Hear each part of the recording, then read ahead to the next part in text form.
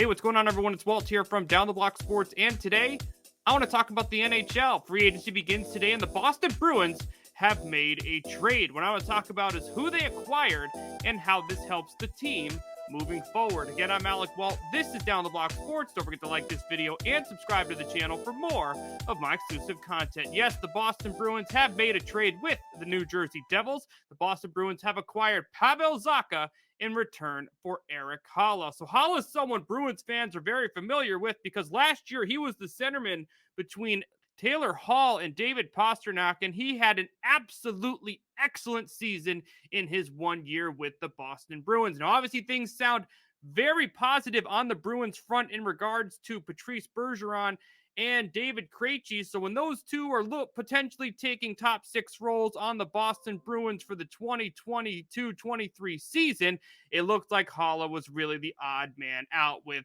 Charlie Coyle and Thomas Nosek already securing those bottom six roles. The Bruins are a team that obviously are small in the top six. You know, you look at guys like Marchand, DeBrusk, Hall, and Pastrnak. These are not some of the biggest players on the ice. Obviously, when you're looking at the Bruins with Haula being the odd man out, they needed to add someone on the left side in the bottom six and even some youth at center, with the two centers being old on the Boston Bruins. The thing with Zacha is he's left-handed.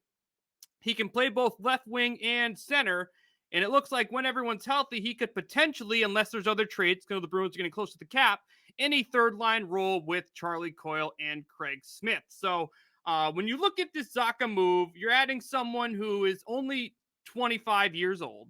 He had a decent year last year, only having 36 points. When you talk to any Devils fan about Pavel Zacha, you're not going to get the most positive response. Of course, he was drafted 6th overall in 2015, and he's someone who really never took that step forward as someone they were expecting when they drafted him that early in the draft. Obviously, when you look at this from the Devils' perspective, Erik Haula is a very good veteran they can stick as their third-line center next year. He's one of the fastest players in the league, and his salary cap's less than $2.5 million. I mean, when you're looking at the New Jersey Devils, they're a team that wants to go after a star on the free agent market.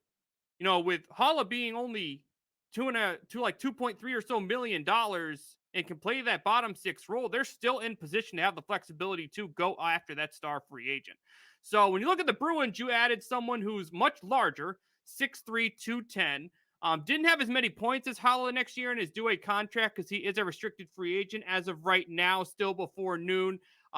On free agency day, I've still not seen an official contract when it comes to Pavel Zacha. But, you know, when you look at his role next year for the Bruins with Brad Marchand unlikely starting the season healthy because he's dealing with hip surgery, you know, you're looking at a team that could start with Hall, Bergeron, and Pastrnak or some way, shape, or form like that on the top line. I think Zacha has the chance to potentially play a top six role to start the year until Marchand comes back and he plays more of that bottom six role. He has had over 50% from the faceoff percentage these last 2 years, so he does have the upside to play the center position. But as of right now, with Coyle and Smith on the third line, them both being right-handed, it looked like Zacha could be more of a left wing as he progresses here with the Boston Bruins. So this is a good deal for the Bruins. I'm interested to see how much they're paying him down the road, but they needed size. They needed someone who could secure a left wing role on this team with the versatility to play center.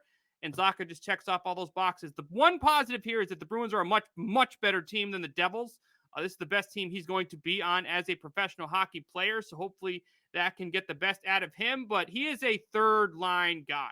You know, he had the expectation to be much higher, but his production in the NHL tells us he's going to be more likely or not a bottom six guy for the Bruins. Has the upside to move up if there is injuries like we have to start the year. But, you know, for only giving up an Erik Haula who was nice to start the year, this is a good deal for the Bruins because if Krejci and Bergeron come back, Haula's role kind of disappeared on the Bruins again with Charlie Coyle securing that third line role. So I am pleased with this trade for the Boston Bruins, and it should be interesting to see what happens with some other moves here in free agency. What do you think of this move between the Bruins and the Devils? Feel free to give me your thoughts in the comments section below.